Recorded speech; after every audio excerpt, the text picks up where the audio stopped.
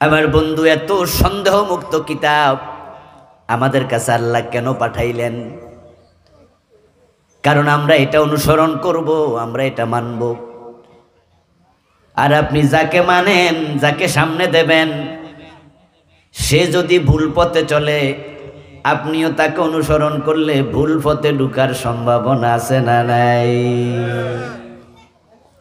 এজন্য আমরা যখন কোনো এলাকায় যাই, নতুন এলাকা, ওই এলাকায় যে সিনে হেঁটে সামনে সিটে বয়। আমার সফর সঙ্গী যদি থাকে এরকম, তুমি পিছনে আসো, আমার ডান পাশে বসো, অথবা আমার বাম পাশে বসো, এই ভাই আমনে সামনে বইয়া। কারণ যদি সে পথ চিনে, তাকে অনুসরণ করি, তাহলে আমি তাড়াতাড়ি পৌঁছতে পারবো। আর যদি না চিনে আর হে ভুলে যদি উল্টা রাস্তা ঢুকে যায়, তাহলে আমি কিন্তু নির্দিষ্ট গন্তব্যে পৌঁছতে ব্যর্থ হব। কোরআন হলো অনুসরণের কিতাব, নাকি তেলাওয়াত করে তাকে রাখার জন্য? কোরআন চুমু খাওয়ার জন্য আল্লাহ নাজিল করে নাই, যেটা চুমু খাইয়া খাইয়া বুকের সাথে জড়াইয়া ধরে রাখবেন।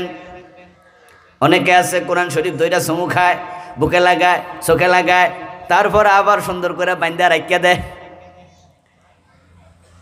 এটা হলো মারে বাদ দেয় না, কিন্তু মার কপালে চুমু দেয়। কথা বোঝেন? মারে কি দেয় না, কিন্তু মারে যায় 3 বেলা কপালে চুমু দেয়, হাতে চুমু দেয়, মারে আদর করে, মা তোমার খুব ভালোবাসি। বাদ দে, কয় না বাদ দেবো না। কোরআনকে ভালোবাসার লোকের অভাব নাই, কিন্তু মানার লোক বেশি না কম? এরা তাই করে, কপালে চুমু দেয়, বাদ দেয় না। অথচ মাকে আমরা বাদ দেয়া যেমন ফরজ, মাকে ভালোবাসা তো ফরজ, ঠিক না? মারে ভাত খাওয়াইবেন আবার গাইলে আইবেন, এটাও চলবে না। তার সেবা করা যেমন ফরজ, তাকে ভালোবাসা ফরজ। কোরআনকে সম্মান করা ফরজ, আবার কোরআনে আমল করাটাও ফরজ। এটা পথ দেখাইতে আসছে, অনুসরণ করতে আসছে। তাই এটার মাঝে যদি ভুল থাকে, তাহলে কেমনে হবে?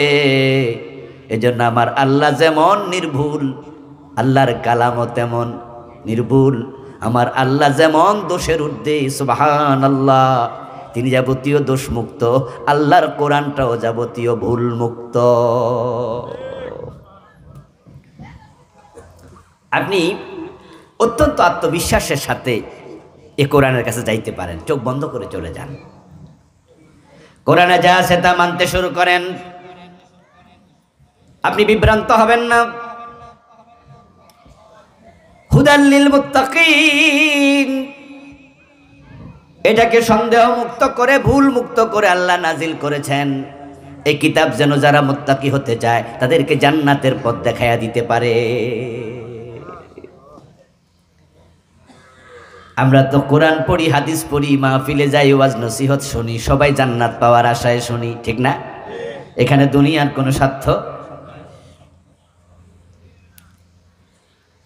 আমার বন্ধু, আমরা যখন কোরআন পড়ি, কোরআনের কাছে যাই, হাদিস পড়ি, তখন আমাদের উদ্দেশ্য একটাই থাকে, এখানে কি বলা আছে একটু আমি জানবো, জানার পরে মানব। এখন বাংলাদেশের লোকেরা অনেকে কোরআন পড়ে হেদায়াত পায় না।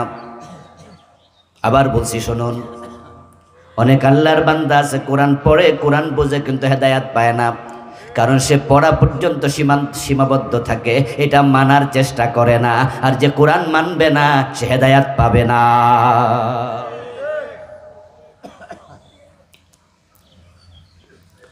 ডাক্তার আপনাকে লিখে দিয়েছে জ্বর উঠছে, প্যারাসিটামল খাবেন।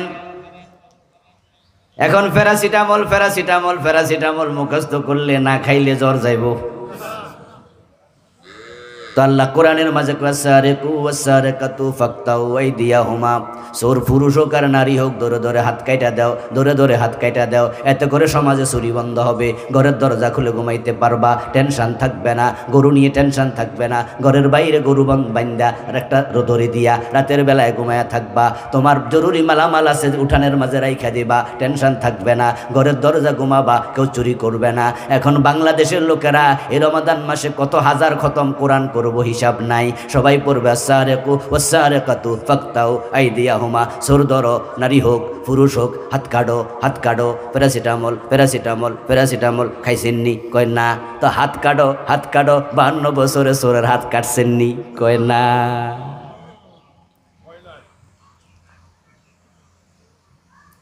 চোরের হাত কাটছে? কাটছে তো চুরি বন্ধ হবে কেমনে? আরে প্যারাসিটামল প্যারাসিটামল করলে তো জ্বর যায় না, খাওয়া লাগে। তো চোরের হাত কাটো, চোরের হাত কাটো, কাটলেন কই? আর চোরেরা যখন বাংলাদেশে জানছে যে আমরা হাত কাটবো না, তখন তারা চুরি না ডাকাতিও শুরু করছে। চুরি করে করে দেশের টাকা পয়সা সব কানাডা ফাটাইয়া হেনে বেগম ফাড়া বানাইতেছে। দেশের টাকা চুরি করে দেশটারে ফতুর বানাই দিতেছে। ডিমের হালি কয় টাকা? আরে ভাই কথা কন না কেন? এটা ব্রয়লারেরটা, দেশিটা আরে কথা। যদি আপনি 5 টাকার টাকা, 5 টাকা বা 1 টাকার কিছু কয়েন আছে না, 1 টাকার 80টা কয়েন যদি আপনি এক পাল্লা রাখে 4টা ডিম ওই পাল্লা রাখেন, মুরগি ছোট ডিম, ওজন কার বেশি হইব? ডিমের না পয়সা? পেঁয়াজের কেজির দাম 100 ভালোটা যদি হানেন আরো বেশি। আবার বন্ধু পেঁয়াজ কিনতে গেলে বাজারে জামাই কান্দে দাম শুই না, আর বাড়িতে কাটার সময় বউ কান্দে জাজে। পেঁয়াজ এমন এক জিনিসের নাম যেটা জামাই বউ দুজনরে কাটাইয়া ছাড়তেছে। আগে শুধু বউ কান্দতো, আর জামাই শো কান্দে। আরে দেশের টাকা তো বিদেশ চলে গেল। কানাডা আমেরিকায় বাড়ি বানাচ্ছে আমাদের নেতারা, আমাদের অফিসারেরা। হ্যাঁ বন্ধু, বৈধ টাকা দিয়া যদি আমেরিকায় বাড়ি বানাও, নিউ ইয়র্কে বাড়ি বানাও, আমরা যদি শুনি আমেরিকায় যাওয়ার পরে এটা আমাদের বাংলাদেশি অমুকের বাড়ি, তাহলে আমরাও তো গর্ববোধ করব, বৈধ টাকা দিয়া কামাইছে। কিন্তু দেশের টাকা চুরি কইরা যদি সেখানে টাকা পাঠায়, অবৈধ টাকা দিয়া বানায়, দেশটা তো আস্তে আস্তে গরিব হবে, দেশটাকে ফতুর বানাইয়া দেবে। 5 কিলোমিটার রাস্তা, 5 কোটি টাকা বাজেট। এই টাকা যদি তারা 3 কোটি, 3.5 কোটি, 4 কোটিও খরচ করতো, একটা রাস্তা 18 বছর 20 বছর যাইতো। কিন্তু তারা 5 কোটির মাঝে 1 কোটি খরচ করে 4 কোটি খাইয়ে লায়, তখন দেখা যায় 6 মাস পরে রাস্তার চামড়া থাকে না।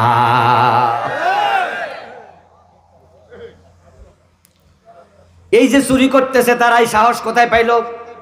কারণ তারা জানে কেউ হাত কাটবে না, সবাই শুধু কোরআন শরীফ পড়বো। প্রতি অক্ষরে 10 নেকি, এই নেকির আশায় পুরা কোরআন শরীফ পড়ে। আয-যানিয়াতু ওয়াজ-যানি ফাজলিদু কুল্লা ওয়াহিদিম মিনহুমা মিআতা জালদা। জেনাকারী নারী, জেনাকারী পুরুষ, তাদেরকে 100 বেত লাগাইয়া দাও। হাদিসে পাওয়া যায় যদি তারা বিবাহিত হয় তাহলে পাথর মেরে শেষ করে দাও। এখন বাংলাদেশে এ আয়াত কত পড়লেন? 1000 বার, লক্ষ বার, কোটি বার পড়লেন, কিন্তু জেনাকারীকে 100 বেত লাগাইছে কোন আদালত?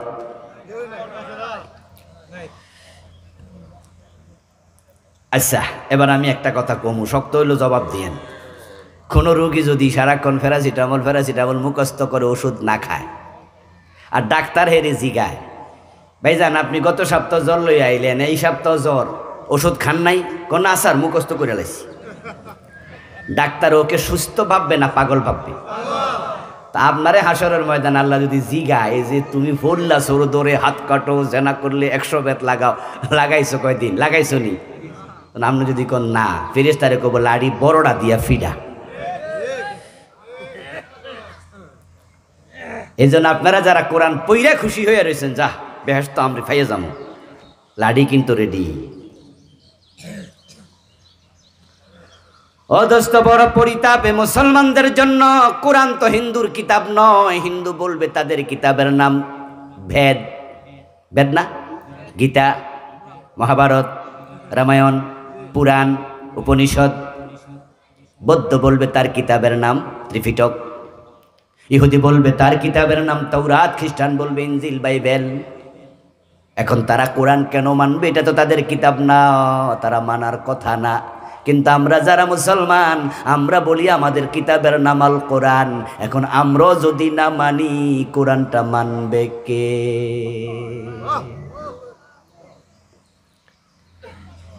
তাহলে বাংলাদেশের সবচেয়ে বিচ্ছিন্ন কিতাব যেটা কেউ মানতে চায় না, পরিত্যক্ত করে ফেলছে, বাদ দিয়ে দিছে, না দরকার নাই, এই কিতাবের নাম কি হয়ে গেল?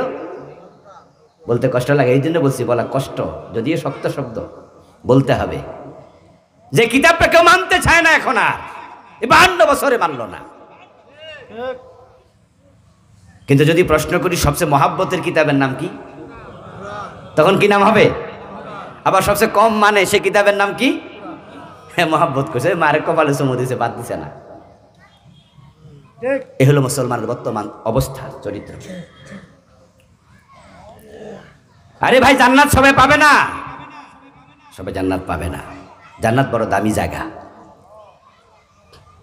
বড় দামি জায়গা।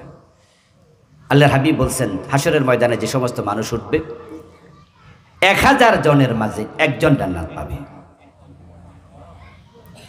আর বাকি 999 জন জাহান্নামী হবে।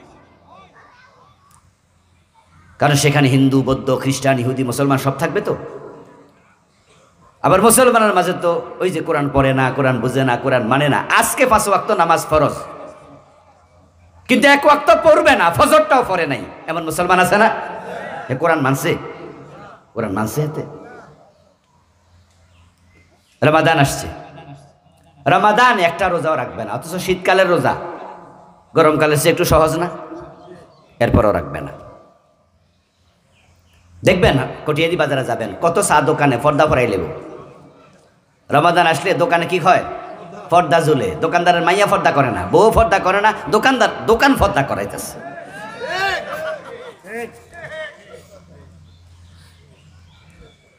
এখন দোকানের মধ্যে পর্দা ঝুলে ভিতরে কি করতেছে?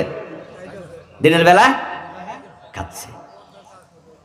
আমার ভাইয়েরা, কটিয়াদি বাজারে দিনের বেলায় হোটেল রেস্টুরেন্টে যখন যাবেন, পর্দা ঝুলে যারা খাচ্ছে, বলুন তো সেখানে 80 বছরে দাড়ি পাকা মুরব্বী কয়জনের দিনের বেলায় খায় হোটেলে? যদি 100 জন লোক ভিতরে খায়, তার মাঝে 99 জন যুবক, যারা যদি 15 ঘন্টা 20 ঘন্টা কেন সারাদিন উপাস থাকে, মেদ কমবে না, শক্তি কমবে না। ওই যুবকদের অনেক যুবক রমাদানে শীতকালে রোজা রাখবে না। তো কোরআনকে ভালোবাসার কিতাব বানাইলা, কোরআনটাকে আমলের কিতাব বানাইলা না। এবার আপনি বলবেন, হুজুর ভালো তো বাসি। আমি এবার প্রশ্ন করতে চাই, আপনার মারে বাদ দিলেন না, মায়ের কপালে চুমা দিলেন। এখন এলাকার লোকেরা যদি শোনে হের মা 2 দিন না খাইয়া আছে, 3 দিন না খাইয়া আছে, তবে ফোলা মারে খুব আদর করে, মানুষ বলবে এটার নাম বুঝি আদর। এবার আপনাদের কাছে জানবো, যে ভাত দিল না মারে 2 দিন 3 দিন, হে মারে কপালে চুমু দিল, এটার নাম কি আসলে ভালোবাসা? আসলে আদর? এটাকে আমরা ধোকাবাজি বলবো না? এটার নাম কি ভণ্ডামি বলবো না? যে মায়ের সাথে ভণ্ডামি করো মিয়া, ধোকাবাজি করো। যে সন্তান মাকে ভালোই বাসে, সে সন্তান মাকে উপাস রাখতে পারে? নিজে না খাইয়া তো খাওয়ানোর কথা নাকি? তো কোরআনকে তুমি ভালোবাসলো, আমল করবা কবে? 52 বছরও করলা না, এত আইন, এত বিধান বাদ দিলা। এবার আসেন বন্ধু, অনেকে তো কোরআন পড়েই না, বুঝেই না, জানেই না, মানা তো আরো পরে। অথচ যদি আপনি হেদায়াত পেতে চান, জান্নাতের পথ পেতে চান, কোরআনের কাছে আপনাকে যেতে হবে। কারণ যে কোরআনের কাছে যায় না, সে কখনো জান্নাতের পথ পায় না। কোরআন আপনাকে জান্নাতের পথ দেখাইতে আসছে। প্রাইমারিতে কোরআন নাই, হাই স্কুলে কোরআন নাই, কলেজে কোরআন নাই। যদি প্রাইমারিতে কায়দা থাকতো, ক্লাস 1 আলিফ বা তা সা শিখা হয়ে যেত। আমাদের ক্লাস 1-এর বাচ্চারা ABC সরু সরেয়া এগুলো মুখস্থ করে ফেলে না? এই 12 মাস, জানুয়ারি থেকে ডিসেম্বর পর্যন্ত ক্লাস 1-এর বাচ্চারা মোটামুটি তারা 26টা ইংরেজি অক্ষর শিখে ফেলে। বাংলা 51টা অক্ষর আছে নাকি নাকি 50টা 50টা অক্ষর আছে, শিখে ফেলে। শুরু সরেয়া থেকে একবারে চন্দ্রবিন্দু পর্যন্ত ক্লাস 1-এ যারা এই 12 মাস পরে শুরু সরেয়া সহ এই সবগুলো লেটার পারে না এমন একজন ছাত্রছাত্রীও পাবেন না, বরং ক্লাস 1-এ দেখে দেখা বানান করে এমন ছাত্রছাত্রীও আছে। ওরা যখন ক্লাস 2-তে ওঠে তখন তারা অনেকে বাংলা রিডিং পড়তে পারে। ক্লাস 3-তে যখন ওঠে তখন ওই রিডিং পড়াতে কি লিখছে এটা অনেকে বুঝতেও পারে। এখন 1-এ যদি কায়দা থাকতো, আমাদের সন্তানরা ক্লাস 1-এ কিন্তু তারা মোটামুটি অক্ষরগুলো চিনত, শব্দগুলো বুঝতো। ক্লাস 2-তে গেলে দেখে দেখে কোরআন পড়া শিখে যেত।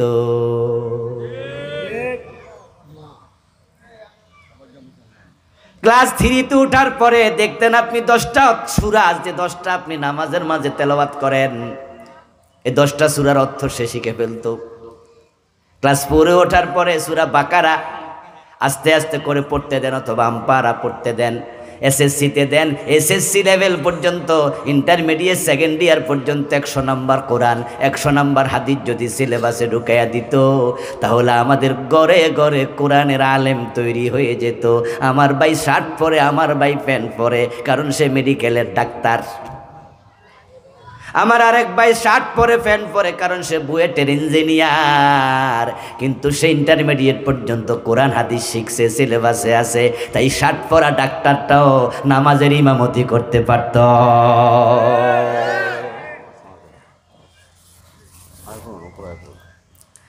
আমার ভাই বুয়েট থেকে পাশ করা ইঞ্জিনিয়ার, শার্ট প্যান্ট পরে। ওরা তো আর আমার মতো পায়জামা পাঞ্জাবি পরবে না, এটা তো আর মাদ্রাসা না। কিন্তু ইন্টারমিডিয়েট পর্যন্ত কোরআন হাদিস শেখার কারণে ওই ইঞ্জিনিয়ারটা নামাজের টাইম হলে সামনে দাঁড়ায় যেতে পারত। বাবা যদি মারা যাইতো তাহলে প্রত্যেক ঘরে বাবার জানাজার নামাজ পড়ানোর ইমাম পাওয়া যাইতো, হুজুর হাওলাত করা লাগতো না। আর আপনারা যারা আমার সামনে বসে আছেন, এখানে মূর্খ আর কয়জন আছে? শিক্ষিত হইতে বেশি। এখন তো রিক্সা চালায়, এমএ পাস, বিএ পাস, এমন 2-4 জন আছে। চা বেছে কেটলিট লইয়া লইয়া হাইটা এটা চা বেছে, ঢাকা বিশ্ববিদ্যালয়ের পাশ করা ছাত্র, মাস্টার্স করা। ঢাকা শহরে সিএনজি চালায়, রিক্সা চালায়, ইংরেজিতে থুরুলি কথা কয়, ভিডিওতে মাঝে মাঝে আসে। ও দোস্ত, আপনারা এখানে সবাই শিক্ষিত। যদি সিলেবাসে কোরআন থাকতো তাহলে আজকে আমার সামনে যারা আছেন কোরআন পড়তে পারে না, এখানে একজনও পাওয়া যেত না। অথচ যে কিতাবটারে আল্লাহ আমাদের জন্য নাজিল করলেন এত দামি বানাইয়া, মুসলমানের দেশে এটা সিলেবাসে নাই। আমাদের সিলেবাসে প্রাইমারি স্কুলে অঙ্ক আছে, চুপ করে থাকলে তো চলবে না। ইংরেজি আছে, বাংলা আছে, কায়দা আছে, কায়দা আছে। তাহলে আমাদের কাছে ইংরেজির অনেক দাম, বাংলার অনেক দাম, কিন্তু কোরআন শরীফের কোনো দামই নেই। বাংলার টিচারের বেতন দেওয়ার মতো সরকারের কাছে বেতন আছে, এজন্য বাংলা টিচার দিছে। অঙ্ক শেখানোর জন্য টাকা দেয়া দরকার টিচারকে, অঙ্কের টিচারকে দেওয়ার টাকাও আছে, অঙ্কের টিচারও দিছে। ইংরেজি শেখানো দরকার, সরকারের কাছে টাকাও আছে, তাই ইংরেজি শিক্ষকও দিছে। শুধুমাত্র কোরআন শরীফ পড়ানোর জন্য হুজুরের বেতন দেওয়ার কোনো টাকাই নাই। দেশটা এই ক্ষেত্রে বেশি গরিব। অথচ নেতার জন্মদিন পালন করার জন্য কোটি কোটি টাকা খরচ করে ফেলে। জন্মদিন অমুক দিন, মরার দিন অমুক দিন, কোটি টাকা খরচ।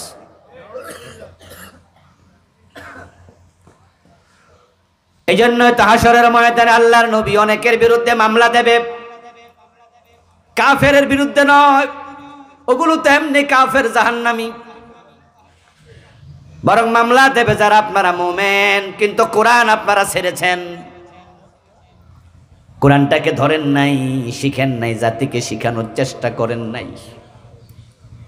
আমার রাসূলকে আল্লাহ মামলার বাদী বানাবেন, আপনাদের আসামি বানাবেন। কোরআনে আল্লাহ বলছে ওয়াকালার রাসূলু ইয়া রাব্বি ইন্না কওমি ইত্তাখাযু হাযাল কুরআনা মাহজুরা। আমার রাসূল বলবেন, ও আমার রব, আমার জাতির এই লোকেরা, উম্মতের এই লোকেরা এই তার বিরুদ্ধে মামলা দিলাম, আমার রেখে আসা কোরআন সে পরিত্যাগ করেছে। যে কোরআনের প্রচারে আমি নবী দাঁত দিয়েছি, যে কোরআনের প্রচার করতে যাই আমি পাথরের আঘাত খেয়েছি, যে কোরআনের প্রচারে যাই আমি 3 বছর জেল খেটেছি, যে কোরআনের প্রচারে যাইয়া উহুদের ময়দানে আমার মাথা ভেঙে গেছে, হাড্ডি ভেঙে, হেলমেট ঢুকা মাথা হাড্ডি ভেঙে গেছে, আমি নবী 3 ঘন্টা বেহুশ থেকেছি। এই কোরআনটা তার কাছে রেখে আসছি। এই কোরআন পড়লে তারে কেউ জেলে নিত না, কোরআন পড়লে তার চাকরি যাইত না, কোরআন পড়লে তার বেতন কমতো না, কোরআন পড়লে তার ইজ্জত কমতো না, কোরআন পড়লে কারে কেউ মারতো না, কোরআন পড়ার কারণে দাঁত দেয়া লাগতো না, রক্ত দেয়া লাগতো না, বরং কোরআন পড়ার সুযোগ ছিল। মসজিদে বইয়া বইয়া ফ্যানের নিচেও যদি পড়তো, ওই মসজিদের বিল তার দেয়া লাগতো না। কেন মসজিদে কোরআন পড়ো ফ্যান লাগাইয়া, এই কথাও কেউ কইতো না। বরং এত সুযোগ সুবিধার পরেও সে আমার রেখে আসা কোরআনটাকে ধরে নাই। আমি আল্লাহ তোমার কাছে মামলা দিলাম, তার বিচারটা তুমি আগে করো। হাসরের ময়দানে প্রিয় নবী সাল্লাল্লাহু আলাইহি সাল্লামের সুপারিশ চান নাকি মামলার আসামি হইতে চান? তো সুপারিশ করবে কেমন? আপনি তো কোরআন ছাড়ছেন। আমার সামনে যারা আছেন আপনাদের আলহামদুলিল্লাহ অনেকের ছেলে মেয়ে, বাচ্চা কাচ্চা, নাতিপুতি আছে না, যে তাদেরকে কোরআন আপনি কি শিখাইছেন? প্রশ্ন আপনি নিজের করেন, আমার উত্তর দেওয়া দরকার নেই আমার কাছে। উত্তর যদি হ্যাঁ হয় যে হ্যাঁ হুজুর আলহামদুলিল্লাহ আমার ছেলে মেয়ে 4 জন 5 জন সবাই আমি কোরআন শিখাইছি, ওরা কোরআন পড়ে, নামাজ কালাম পড়ে, তাহলে আপনি আসামি হবেন না। রাসূল তো বলবে না যে হে কোরআন ছাড়ছে। আমার প্রিয় ভাই, যদি উত্তর হয় না শিখাই নাই, তাহলে হাজী সাহেব অপেক্ষা করেন, ও নামাজি আপনি মামলার আসামি। আমি প্রশ্ন করছি দোস্ত, আপনি নিজে কোরআন পড়তে পারেন কি? বিশুদ্ধভাবে অর্থ জানেন কি? বুঝেছেন কি? উত্তর যদি হয় হ্যাঁ হুজুর, আমি এখনো প্রতিদিন 5 আয়াত 10 আয়াত কোরআন পড়ি, কোরআন বুঝার চেষ্টা করি, কোরআন মানার চেষ্টা করি, তাহলে আপনি আসামি হবেন না। উত্তর যদি হয় না, আমিও কোরআন পারি না, বিশুদ্ধ পারি না, আমি অর্থ বুঝি না, অপেক্ষা করেন, আপনিও রাসূলের মামলার আসামি।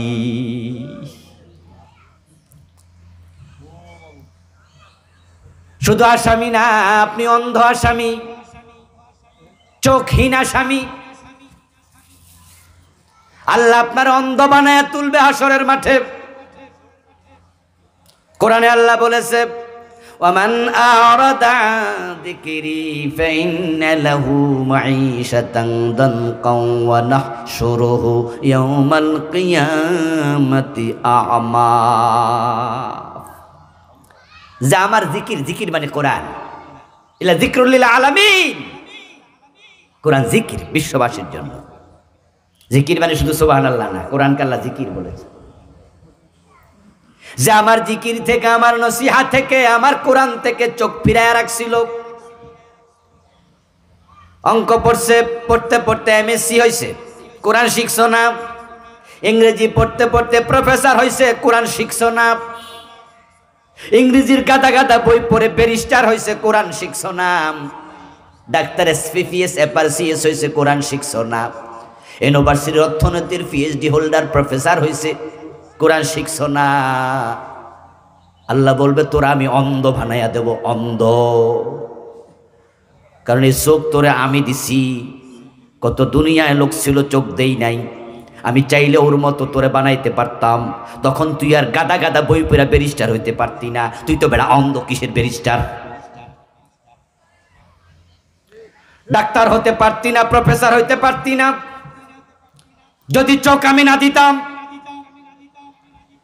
আর যেই কিতাব আমি নাজিল করছি ওই চোখ দিয়ে সে কিতাব পড়স নাই, তোরা আমি আন্ধা বানাবো। কে বলতেছে? ওয়া নাহশুরুহু ইয়াওমাল কিয়ামাতি আমা। হাসরের দিন তাকে আমি অন্ধ বানাইয়া দেব।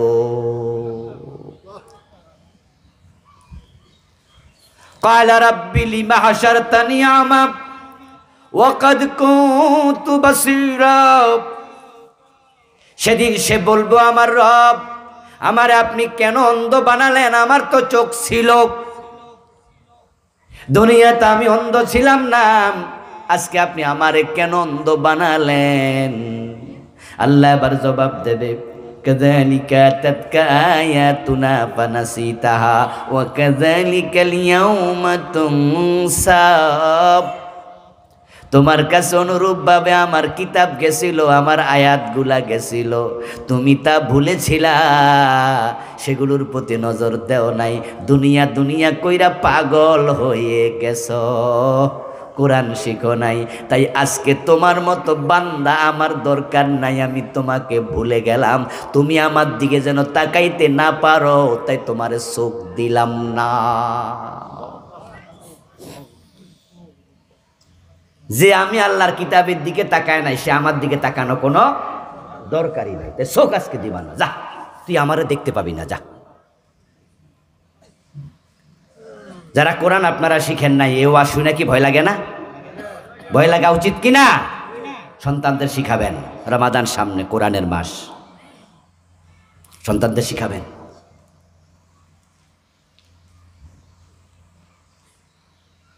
কোরআন শিখানোর জন্য সন্তানদের পিছনে আমরা হাজার হাজার টাকা খরচ করি। আমার মেয়ে ছোট্ট, একবারে লাস্ট ওয়ান, আমার 5 সন্তান, ছোটটা বাড়ির পাশে এক ভালো মাদ্রাসায় দিয়েছি, ফার্ম গেটে, ওর পিছনে আমার মাসে ওয়ানে পড়ে এখন 6 থেকে 7 হাজার টাকা খরচ হয়, ওয়ান একটার পিছনে। আর বড়ডির পিছনে, বড় সাইডটা এক একটার পিছনে 10,000 12,000। আল্লাহ তাআলা সামর্থ্য যেহেতু দিয়েছে, তাই তাদেরকে কোরআনের সবচেয়ে ভালো মাদ্রাসায় ভালো টিচারের কাছে দেই, এবং কোরআন যে শিখায় তাকে সবচেয়ে বেতন বেশি দেওয়া দরকার, ঠিক কিনা? মূল্যায়ন করতে হবে। আল্লাহ আমারে যে টাকা দিছে, এই টাকা নিয়ে কি আমি কবরে যেতে পারবো? তো সন্তানদেরকে আলেম না বানাইলে টাকা রাখা লাভ কি আমার? ওদের পিছনে মাসে 70-80 হাজার টাকা চলে যায়। আল্লাহ তো আমার অনেক দিছে, যাক, এটার আলেম পাশ করার পরে প্রয়োজনে বিদেশ নিয়ে পড়াবো, বিশ্বের বড় বিশ্ববিদ্যালয়, আরবির উপরে, কোরআন হাদিসের উপরে বড় স্কলার বানানোর চেষ্টা করব। তাহলে আমার কোরআনকে ভালোবাসি এটা প্রমাণ হবে, ঠিক না? আপনি মারে ভালোবাসবেন, ভাত খাওয়াইবেন, এটা ভালোবাসা না। ভালো যদি বাসেন, মারে ভাত খাওয়াবেন, কাপড় দেবেন, ওষুধ দেবেন, মার পিছনে পকেটের টাকা খরচ করবেন, তখনই ভালোবাসার প্রমাণ হয়। আচ্ছা, ইংরেজি শেখানোর জন্য কি টাকা লাগে না? তো হেয়ানা খরচ করলেন কেমনে? অঙ্ক শেখানোর জন্য টাকা লাগে, ওখানে খরচ করলেন কেমনে? তারবির পিছনে কি করলেন? রমাদান আসছে, এই ওয়াজকে আজকে ভালো করে কলবে ঢুকে বাড়ি যাবেন, হুজুর রাখবেন, নিজে প্রাইভেট পড়বেন। 80 বছর বয়স কি হয়েছে? কোরআনের ছাত্র মৃত্যু পর্যন্ত হওয়া যাবে। এখানে ছাত্র হওয়ার জন্য কোনো রেজিস্ট্রেশন নাই, ফর্ম ফিল আপ করার সিস্টেম নাই। এজন্য আপনি এখন প্রাইমারি স্কুলে যদি ভর্তি হন, যাইয়া আপনার দাড়িমারি দেখা হেডমাস্টার দৌড় মারবো, খুব মা কি কয় চাচা, হে বলো ওয়ানে ভর্তি হইব। আপনারা কব না চাচা আমার স্কুলে আপনার মতো বুড়া মানুষ ভর্তি করবো না, ফলা পাই না, আপনার দুষ্টামি করে আরো মনোযোগ নষ্ট হইব, আপনি প্রাইভেট পড়েন গা। কিন্তু কোরআনের মাদ্রাসায়, কোরআনের কাছে গেলে বয়স লাগে না। উতলুবুল ইলমা মিনাল মাহদি ইলাল লাহাদ, ইলম শিখো, কোরআন পড়ো, হাদিস পড়ো, তোমার দোলনা থেকে কবর পর্যন্ত। শিখার কোনো বয়স আছে? শুরু করে দেন, শুরু করে দেন, শিখতে শিখতে মরে যান। এই কিতাবের কাছে গেলে হেদায়েত পাবেন। এই কিতাব বড় দামি, শিখার জন্য, মানার জন্য ভালোবাসা নিয়ে এই কিতাবের কাছে যে দেয়, আল্লাহ কোরআনে বলেন আমি আল্লাহ নিজে তার দাম বাড়াইয়া দেই। ইয়ারফাইল্লাহুল্লাযীনা আমানু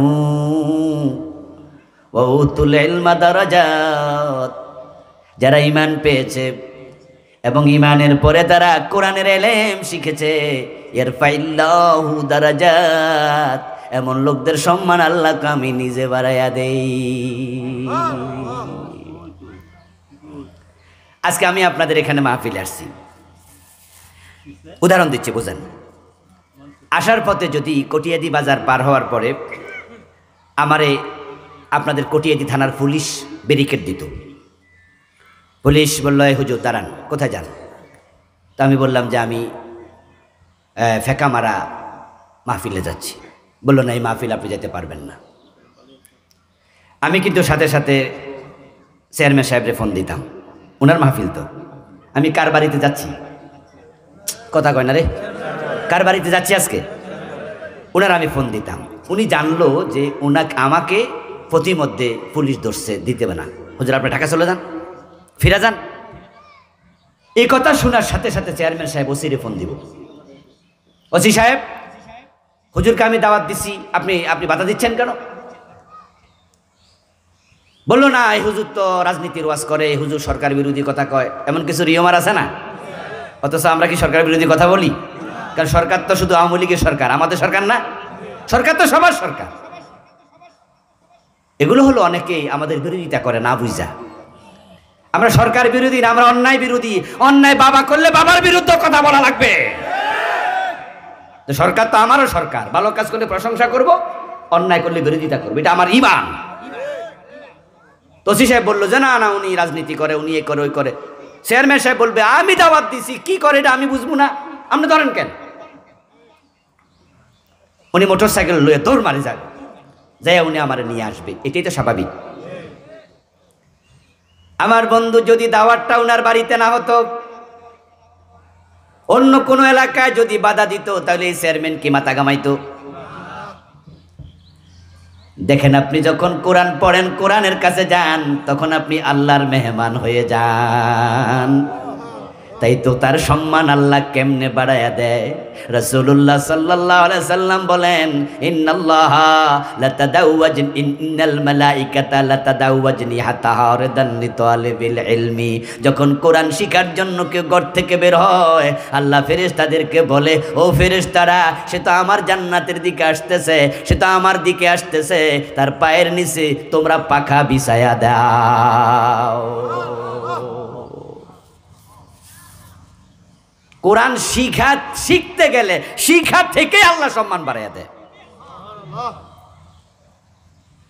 আর যখন আপনি শিখবেন, আপনি আলেম হবেন, কোরআনের জ্ঞানে জ্ঞানী হবেন, আমার রাসূলুল্লাহ বলছে আপনার সম্মান কেমন শুনুন। ক্বালান নবিয়্যু সাল্লাল্লাহু আলাইহি ওয়াসাল্লাম, আল মাহিরু বিল কুরআনি মা'আস সাফারাতিল কিরামিল বারারা। যে ব্যক্তি কোরআনের পণ্ডিত হবে, প্রতিটা আয়াতের অর্থ জানে, তাফসির জানে, যে কোনো মাসলা জিজ্ঞাসা করলে বলতে পারে আলহামদুলিল্লাহ আলহামদুলিল্লাহ। যারা বিভিন্ন কামেল মাদ্রাসায় হাদিস পড়ায়, বিভিন্ন দাওরা মাদ্রাসায় মুহাদ্দিসি করে, মুফতিগিরি করে, আমরা যে কোনো মাসলা তাদের কাছে নিলে তারা বলে দেয়, প্রয়োজনে একটু সময় নেয়, কিন্তু তারপরে কই বিকালে বলতেছি। তারা জানে, গবেষণা করে বলে দেয়। যারা এই জাতীয় গবেষক হয়, আমার রাসূল বলেন, তারা হয়ে যায় আল্লাহর নৈকট্য প্রাপ্ত ফেরেশতাদের মতো দামি।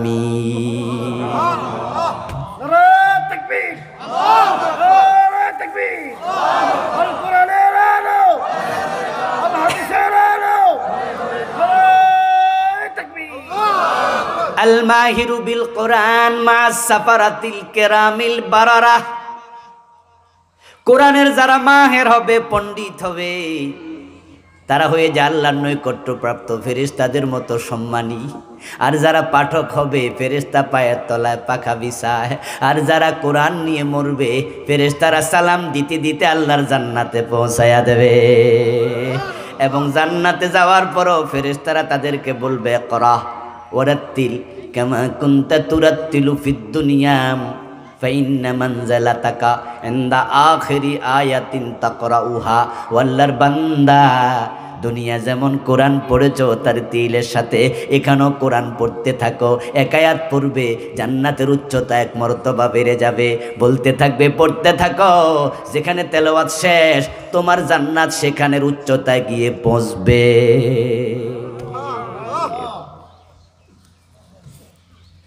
আমার দোস্ত, কোরআন যদি না পড়েন, কোরআনের কাছে না আসেন, হেদায়াত পাবেন না। এটা হেদায়াতের একমাত্র কিতাব। যারাই কোরআন ছেড়ে দিয়েছে তারাই পথভ্রষ্ট হয়েছে, পথহারা হয়েছে। বাংলাদেশের লোক হেদায়াত চায়, তবে কোরআনের কাছে কম যায়, পীর সাহেবের বাড়ি বেশি যায়। কারণ পীর সাহেবের কাছে গেলে জান্নাত পাওয়া সোজা, কোরআনের কাছে গেলে একটু কষ্ট। কারণ কোরআনের কাছে গেলে কোরআন কইব নামাজ পড়ো, কোরআন কইব রোজা রাখো, কোরআন কইব জাকাত দাও, কোরআন কইব হজ করে। কোরআনের কাছে গেলে কোরআন কইব মা বাবারে খাওয়াও, ঠিক না? কোরআনই বলবে অন্যায় করো না, কোরআন কইব সুদ খাইও না, গোশ খাইও না, এইটা আরে বাবা রে বাবা, এত কাম কইরা জান্নাত। আর পীর সাহেবের কাছে গেলে হুজুর কইব আমারে কিছু দেও, টাকা পয়সা আমি খুশি হইলে আমি জান্নাতের সাথে নিয়ে যাব, টেনশন নাই। তাই অনেক মুরিদ নামাজও পড়ে না, আমার পীর বাবা আছে।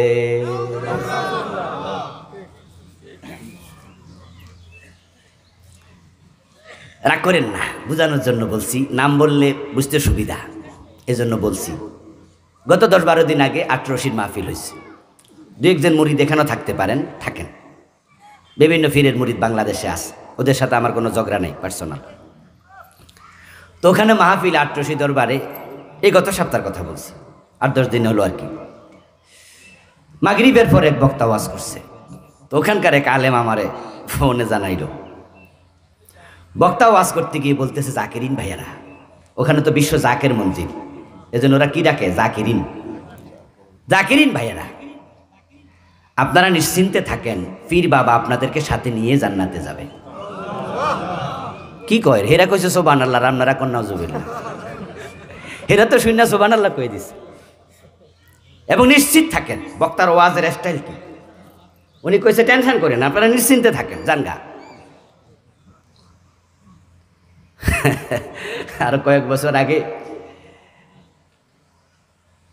টেলিভিশনের খবর দেখার সময় মাঝে মাঝে কিছু কি আসে, অ্যাডভার্টাইজ আসে না?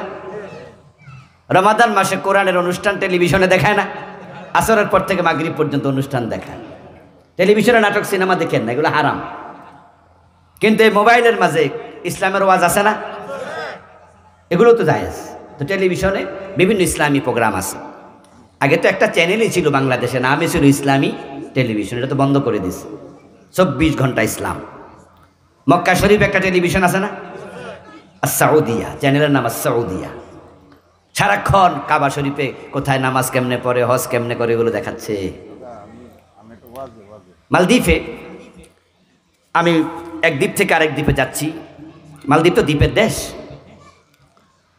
তো যাওয়ার পথে নৌকার জন্য একটু অপেক্ষা করছি। ছোট্ট ছোট্ট নৌকা, লঞ্চ আছে, ঘাটে বসে অপেক্ষা করছি। এর মাঝে দেখি টেলিভিশনে নামাজ, কিভাবে নামাজ পড়তে হয়, রুকু করতে হয়, এগুলো দেখাচ্ছে টেলিভিশন। তা আমি ওখানকার এক বাংলাদেশি বাইরে বললাম যে এত সুন্দর করে দেখাচ্ছে, এখানে কি ইসলামী টেলিভিশন আছে? উনি বললো যে এটা রাষ্ট্রীয় টেলিভিশন, এটাই ইসলামী। মনটা ভইরা গেল, কয় কি রাষ্ট্রীয় টেলিভিশনে ইসলাম চালাচ্ছে, এটাই ইসলামী, সারাক্ষণ এগুলাই চালা। আর আমরা হইলে সারাক্ষণ টেলিভিশনে নাটক আর সিনেমা, ঠিক না? আচ্ছা, বলতেছিলাম খবরের মাঝখানে দেখি এক অ্যাডভার্টাইজ এসে এক বুড়া বেড়া বলতেছে যে ফোলারে বলতেছে, বিদেশ তুই আসত, আমি ঢাকার পাশে একটা জমি কিনমু, বিল্ডিং বানামু, তা আমারে টাকা ফাটা। আরেকজন এসে বলতে, চাচা আপনি যদি অমুক জায়গায় প্লট কিনেন তাহলে সেখানে বিল্ডিং বানাবেন, তাহলে আপনি নিশ্চিন্তে থাকবেন। উনি কয় তাই নাকি, তাহলে ধরেন টাকা লইয়া যান। এটা দেওয়ার পরে হে এক বোতল ছোট সরিষার তেল দিছে, কয় তাহলে আপনি নিশ্চিন্তে নাকে তেল দিয়া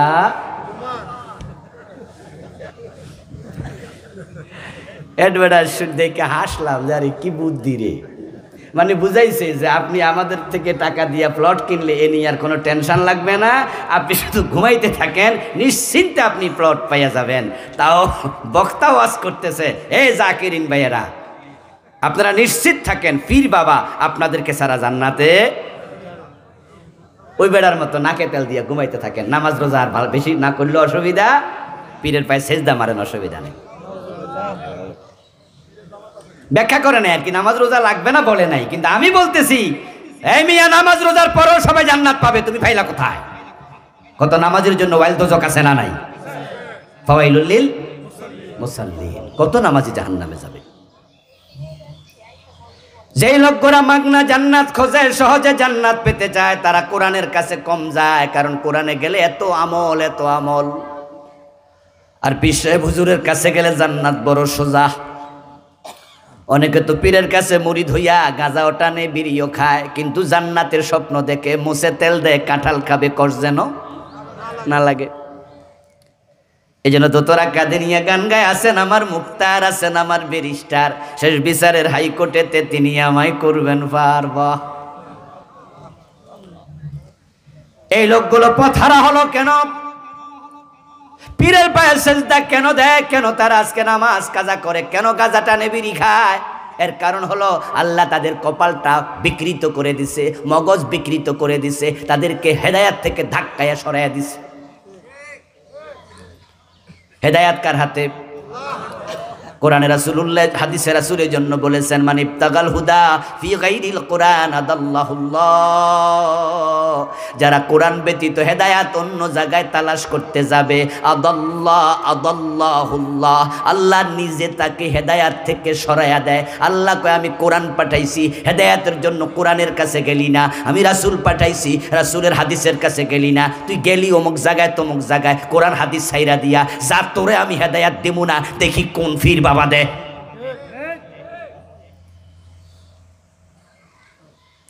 আমার আলোচনা যারা শুনছেন সবাই হেদায়াতের পথ পাওয়ার অন্তরে শখ আছে না নাই? তাইলে কার কাছে যাবেন? পীর বাবার কাছে না কোরআন হাদিসের কাছে? হ্যাঁ, কোরআন হাদিস পড়বেন, ধরবেন, এরপরে হক্কানি ফির পাইলে উনার তালিম তারবিয়ত উনার সাথে সহবত রাখতে পারেন, মানা নাই। কিন্তু হেদায়াতের জন্য ফিরের কাছে যাইয়েন না। ফিরের হেদায়াতটাও কার হাতে? আর সে হেদায়াত রাখা আছে কোরআনে। যে সমস্ত লোকেরা কোরআন ছেড়ে হেদায়াতের জন্য মাজারে গেছে, পীরের কাছে গেছে, তাদের অধিকাংশ মুশরিক হয়ে গেছে। তাই তারা পীরের পায়ে সেজদা দেয়। পীরের পায়ে সেজদা দিলে ঈমান থাকে,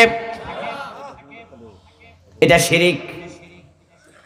ওরা কপাল পরা শিরিক কারে কইলে তো বোঝা না।